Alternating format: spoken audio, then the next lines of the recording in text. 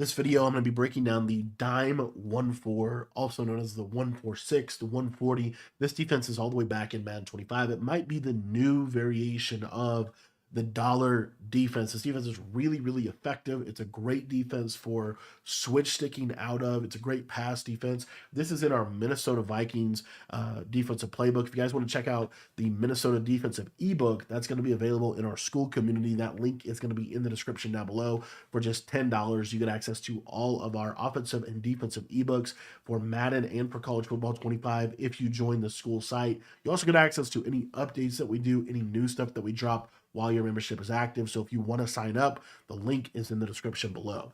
Now, for the coach adjustments for this defense, generally what I like to do is have auto flip off and auto alignment on base. You can have option defense on conservative and really whatever you want down here.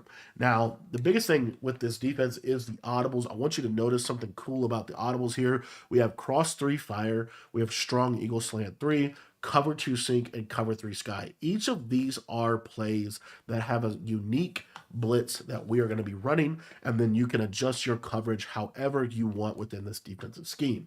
You're going to be coming out in double safety go so that your safeties walk down into the box. This is perfect for switch sticking and defending those seam streaks.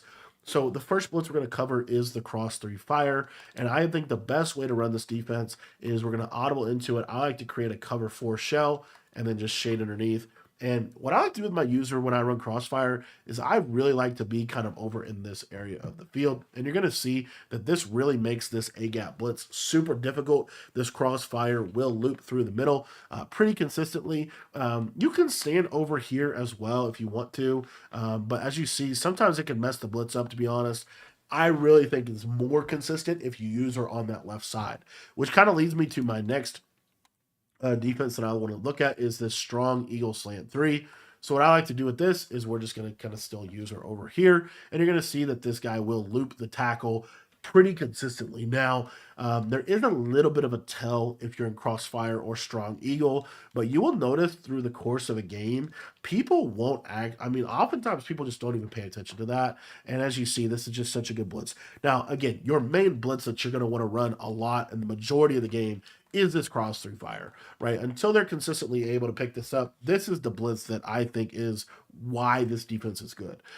This is the blitz that makes everything else tick, okay? But situationally, what you can do out of this is you can situationally audible to, like, let's say cover 2 sink, for example. And the beauty of this cover 2 sink is now we're in a cover 2 coverage shell.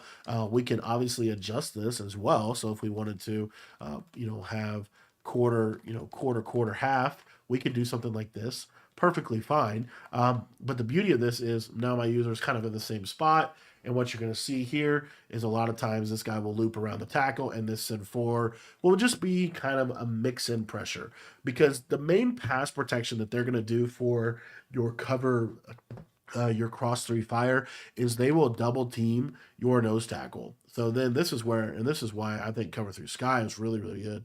As you see here, we're able to create a really, really nice coverage out of this. We might need to do a little bit more in terms of seam streak protection, right? So maybe we wanted to create, cover 2 here to the right so that we're better against seam streaks. But in general, this is going to be really good against a double team. As you see right there, we get a clean send 4 pressure off of the edge just because they're double teaming. The same thing is going to be true on this left side. So if they double team, which is the way they pick up cross 3 fire, if they do a double team to try to pick this up, now you're going to see this edge pressure opens up, as you see right here. So this is a huge piece of this, is kind of running the right blitz at the right time.